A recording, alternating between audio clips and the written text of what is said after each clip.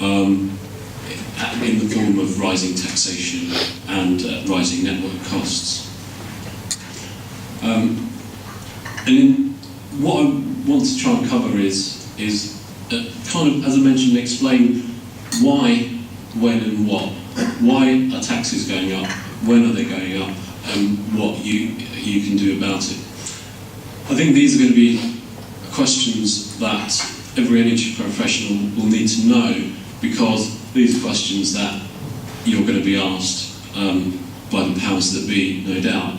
If not in 2015, certainly 2016, 2017, when new line items appear on the bill and costs really start to increase. So the first thing to look at, the way I like to look at energy costs, well, particularly an electricity bill, is it's made up of three key elements. In actual fact, your electricity bill is probably made up of in excess of 30 to 40 different items.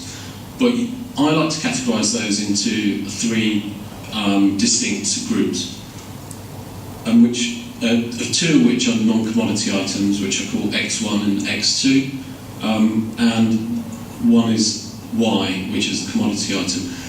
Ignore the percentages, because the percentage will be different for everybody, because your local and national network costs will be different depending where you are in the country. Probably the actual split on average is about 40% local and national network costs, at least 15% taxes, and the rest, the physical commodity, which is the electricity itself. And the reason I like to break it up like that, because when you start to think of your electricity costs like that, you can actually understand which elements of it are going up and which elements of it are going to most affect you. Everyone has probably rightly been obsessed with the Y aspect of it, because that's been the aspect that you probably still have most control over, because it's dictated to by when you actually purchase. But UK PLC, we've got three distinct problems, and dealing with any one of these problems on its own would be very difficult. But dealing with all three together is probably the biggest problem the energy market has faced and the government has faced in the last 20 years. A lot of it's been created by pushing these problems back for the next government to deal with. So lower carbon emissions targets that need to be met, security of supply issues, and combating rising costs. So security of supply, we used to get obviously a lot of our power from the North Sea. We had reserves there that were strong. They've been in decline, and we're becoming more and more reliant on imports, particularly of liquefied natural gas from the Middle East and through pipelines from Norway. We've also, believe it or not, got large interconnectors, cables running from mainland Europe to the UK, which transport power to us. Then, as Robin mentioned, we've got massive decarbonisation goals that we need to meet. And in a way, the UK is way behind the rest of Europe. So the targets that we've got to achieve are actually going to be record targets if they are met in the time frame that we're also setting ourselves. And then we've got affordability issues, and this is the one that gets the headlines. You know, people not being able to heat their homes. Are people going to heat, or are they going to turn the heating on? And it's accepted that the infrastructure in the UK needs £110 million investment. And it's also accepted that the changes that need to be made to meet these issues are going to cost money. And the government no longer is really claiming, actually, if we do all this, it will reduce bills. It won't reduce bills, not for the next decade, at least. So what happened didn't get a lot of press attention unless you're reading the energy news. In December of last year, cross-party support for the Energy Act, the Energy Bill 2013, received the Royal Assent to go through. And what it's allowed the government to do is to make sweeping reforms in the energy market to try and tackle all of the issues that the UK is facing. The net result of that is new taxes. So anybody that looks at an electricity bill is probably used to seeing the climate change levy, for example. You may also, depending on which supplier you're with, see taxes called renewables obligation and FITs. Sometimes those two taxes are rolled up in the unit rate. But what you're going to see now is two new taxes coming in next year. Well, certainly contracts for difference will be arriving, and that won't replace any of the taxes. It's just going to add to the current taxes you're paying. You'll then get capacity market and other taxation, and all of these are going to be collected via the supplier in your bills, and because that's seen as the most efficient way, it's effectively using the supplier as the tax collector. And what I want to do is just focus on two of these, which are the ones that are coming in that you will see in certainly capacity contracts for difference in 2015, and then shortly after the capacity market tax. And it's interesting just for me to explain what those taxes are. So contracts for difference is essentially when we talk about decarbonisation. To decarbonise power generation, we need massive investment to attract renewable generation. So renewable generation is everything from wind, solar, hydro and nuclear. That technology is very expensive compared to burning coal and compared to burning gas. So the government has come up with this scheme that effectively says to the renewables contractors, if you build us a nuclear plant, we will guarantee you a steady amount, a set amount for your power. We will guarantee it. So if the wholesale market isn't trading at that price, we'll make up the difference. And when the government says we, they mean you. So that is what a contract for difference is, and you'll begin to see that in your energy bill. The most famous example is the Hinkley power plant. So Hinkley, when it goes online in early 2020, is guaranteed a wholesale price of £92 a megawatt hour. Today's price is about £52 a megawatt hour. Now, you can say that actually, well, that's 2023, so surely wholesale prices will be a lot more by then, so we shouldn't have the problem. Well, if you go back maybe even 20 years, you'll find that the wholesale price was around 50, and it's been up and down since. So there's no guarantee that in 10 years, well, less than 10 years' time, that £92 a megawatt hour will be the price. But also, these are the guaranteed prices for other renewables technologies. So onshore wind is guaranteed a price of £95 a megawatt hour. If you convert that into pence per kilowatt hour, we're talking 9.5 pence a kilowatt hour. Solar photovoltaic, £120 a megawatt hour. Energy from waste, 80. Hydro, 100. Landfill, sewage. Then the less established technologies, which are a lot more expensive, wave power, for instance, £305 a megawatt hour. So they're not going to be. It shows that it's not cheap to bring this technology and to attract investment into this technology. And this is roughly how it's going to work. So the generator is guaranteed a strike price, which is the red line. So they're guaranteed that income. If the wholesale price is the blue price, then the difference is made up by the end users. That will then be factored into your energy bill. If the price actually goes above the strike price, the generator will pay back.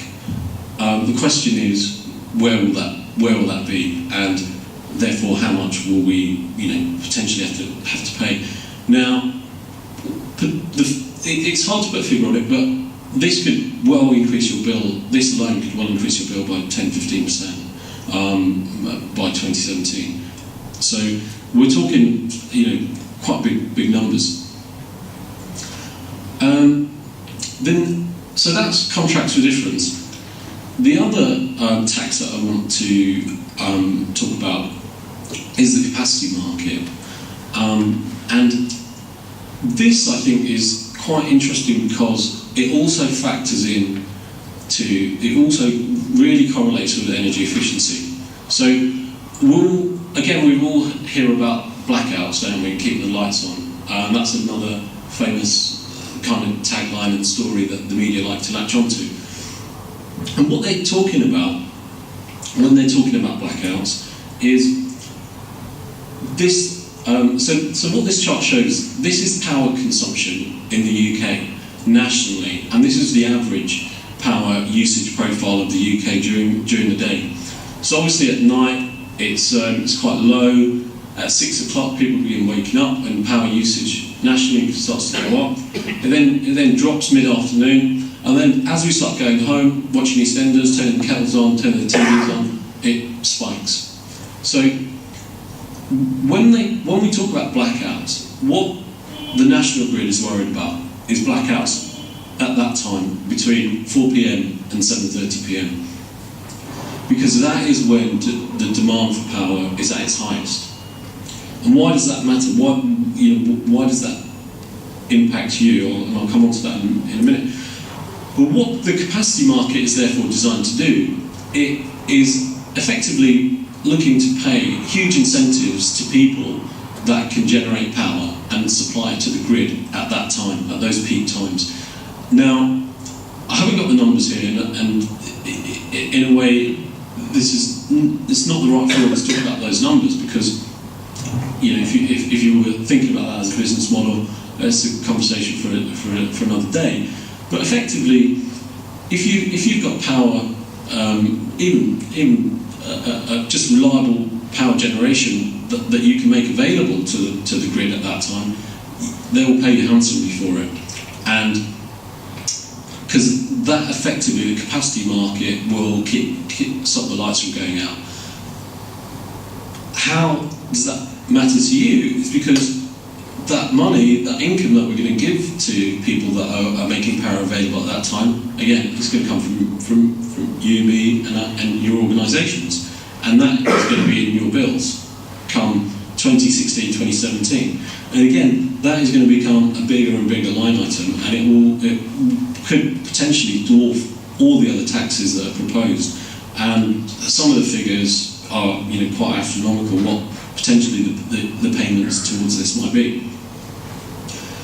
But where this is going is the overall aim of these reforms is, so if we look at 2013, where we are now, we can see that coal is still a big player in the wholesale market in terms of generation.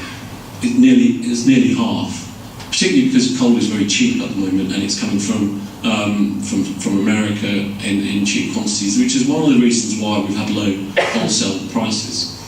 However, we also use gas, then we also use nuclear, and we are beginning to use more renewables.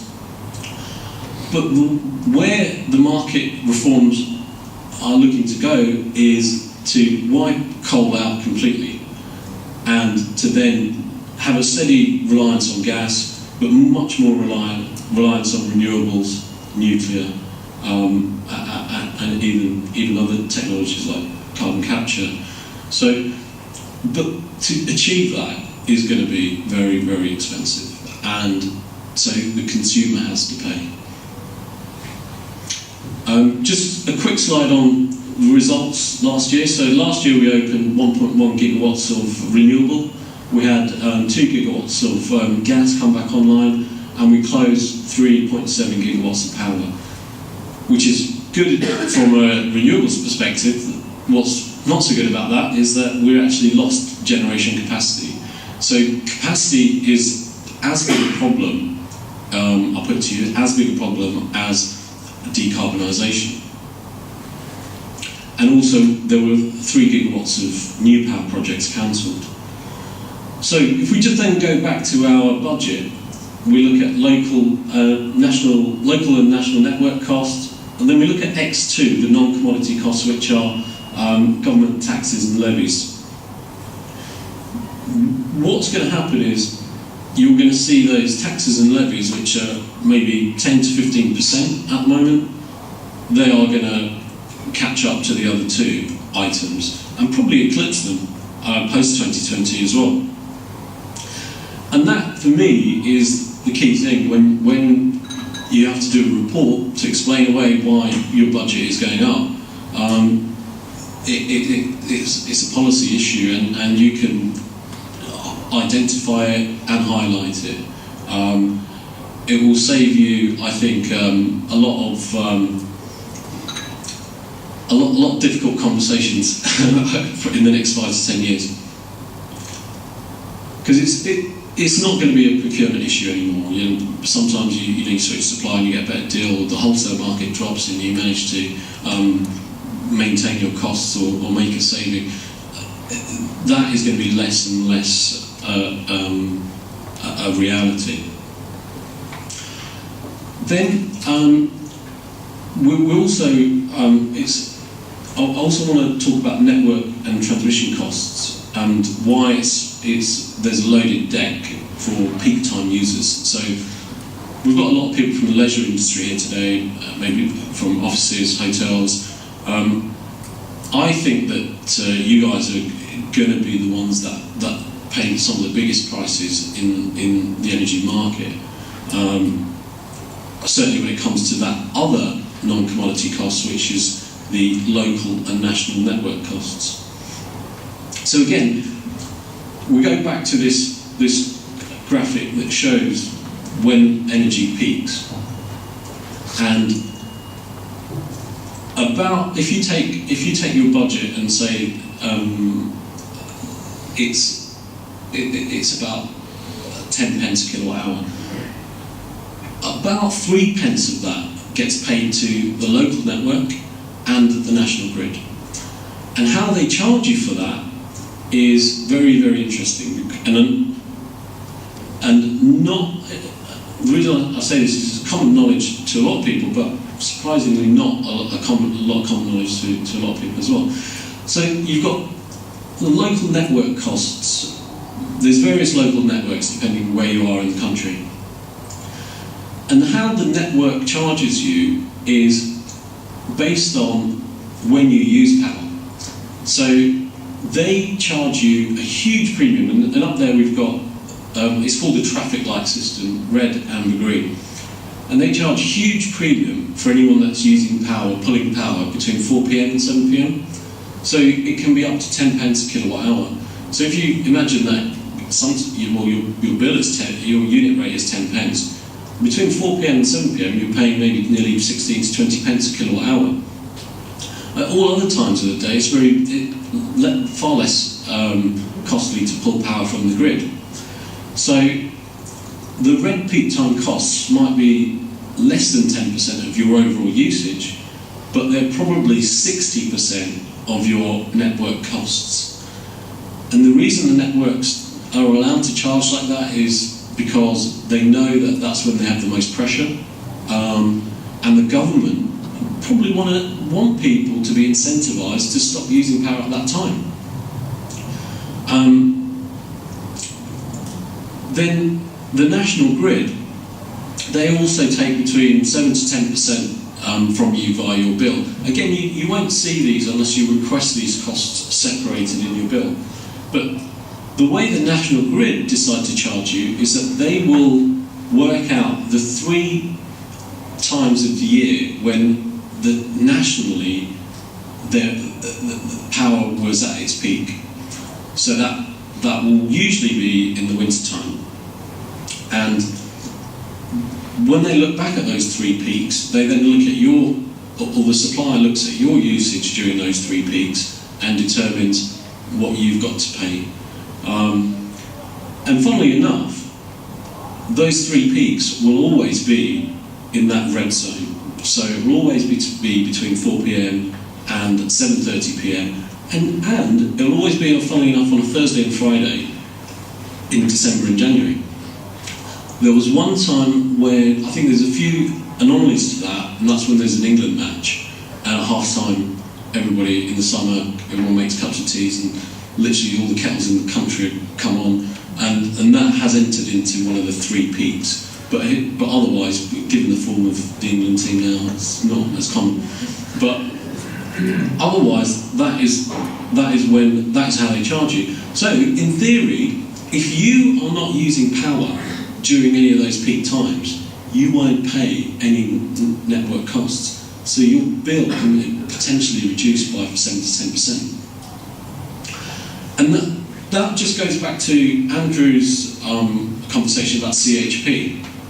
So if you remember, they are switching to CHP at certain times of the day.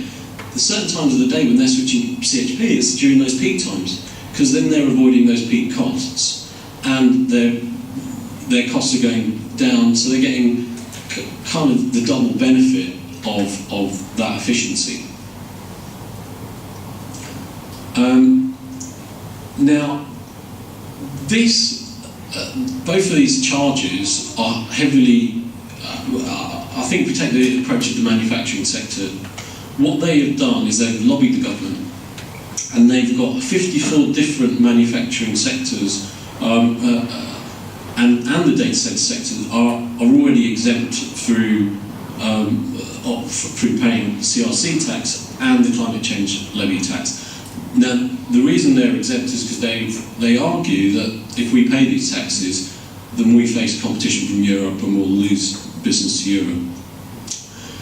So they also pay lower transmission costs because they are the pioneers. Although it's fantastic to see the leisure industry catching on, they are the pioneers of load management. So switching or turning off power during peak times to avoid those peak network costs and to avoid those triad costs. They will literally switch manufacturing to night times, and demand management for the national grid is harder. But what a lot of people do is they know that it's 8 evenings of the year that it's likely to be one of those 3 peak times, Thursday or Friday, January to February, between 5:30 and 6:30. So they switch off at those times, hoping to catch, in retrospect, one of those peak times. And they usually catch at least one, probably 2. So there are clearly, I think, sectors at a huge disadvantage because the leisure industry, hotels, education, offices, transport, although transport gets CCL exemption, it's very hard for you to say to your customers, don't come in at peak times, 4 p.m, 7 p.m, don't use the gym, don't use the hotel. And there also hasn't been any collective lobbying to exempt you from any of these costs. So anybody in that industry is already at a slight disadvantage, and therefore has to either take on CHP wholeheartedly or try to do other things. Because not using power at those peak times doesn't mean turning people away. Actually, there's a lot of studies that show that if you actually switch off AC, so if the AC goes off here, which I hope it does, for half an hour, nobody will notice because it takes that long for the temperature to acclimatise to people again. So there's a lot of that data around. So, but the one thing also, I think, even if it's not a question of trying to do anything to avoid those costs or to avoid using power at those costs, if it's kind of, well, we have to use power at those times, these are the questions that you should ask when looking at an energy contract. So So if we take the local network costs, what is the chance of that cost increasing? It's high, because of the investment needed in the infrastructure. How many increases per annum? Only one. What's the percentage of that cost in my bill? It's about 20%. How volatile is that cost? It's not as volatile as taxes, because taxes are a much bigger unknown, whereas network costs are generally very predictable. They go up and you can predict how much they go up by. And what is the industry risk? So if we take the leisure industry, again, the risk for those costs going up to the leisure industry is very high, because you're always going to be a peak time user. So do you have any demand management plans? If the answer is no, then again, that risk is heightened. And if you ask all of those questions, and we could do the same questions for taxes, what you could then come up with, and you have these two documents in your pack, you can then come up with a scorecard that asks these questions of suppliers. That then you may want to take out the slide in your packs, but what this shows is that this was an analysis done for a tram company. Now, when we looked at the tram company's profile, they were a massive user at peak time, because that's when everybody's getting the tram to go home. So there was not a lot that they could do to stop using peak time power. They couldn't stop the trams. It's a big part of their business model to run trams. The other thing was that they were not only going to carry on being a peak time user, their peak time usage was going to triple, because they were bringing 3 new lines on stream. The supplier wasn't aware of that necessarily, so we asked the supplier, okay, what would you do? Would you be able to give a 3-year deal that fixes all those network costs and fixes all their taxes for 3 years to give the tram company budget certainty so they can set ticket prices on? A lot of the suppliers, yeah, we can do that. Now, bear in mind, when you do that, you are going to pay a premium. After year one, even in year one, you're going to pay a premium, because the supplier will not know what the taxes are probably for the next 6 months, never mind 3 years. The supplier will also not know how much peak time use, what type of peak time user you're going to be for more than a year. They're only going on last year's usage. So you're paying a premium when you ask for these fixed term contracts. But when we looked at the premium, and then these line items are quite detailed, but when we looked at the premium for the local network costs, it was, in year 2 it was 9.89%. In year 3 it was only 1.75%. It was a big premium to pay for the national grid costs, which are called TUOS. It was 23.65%. But year 3 the premium was only just over 4%. The premium for feed-in tariff and renewables obligation was 25.34%, and the premium for the renewables obligation was 19%, and still a strong premium in year 3. So what they decided to do was, where it's green, they fixed all of those costs, even paying the 23% premium in year 2, because they knew that we were going to bring these new lines on, and our peak time usage is going to go through the roof. So it was better for them to do that, because they could only potentially face bigger costs. However, the attitude now with the taxes are that the supplier, a few years ago, a lot of the suppliers got caught out with some of the taxes because they were preparing to fix them. They then turned out to be a lot more than they'd fixed them for the customer, so they took the hit on that effectively, and took the risk, and they took the hit. There's a sea change now, so when you ask for fixed taxes and levies, the premiums are huge, and I think they're probably too big to be justified. However, if you require that budget certainty, then it's worth looking at it and deciding what the percentage increase is. But that's just how, I think that relates to energy efficiency, because if you have energy efficiency plans in your organisation, then it really needs to be factored into what you're going to be doing around peak times as well.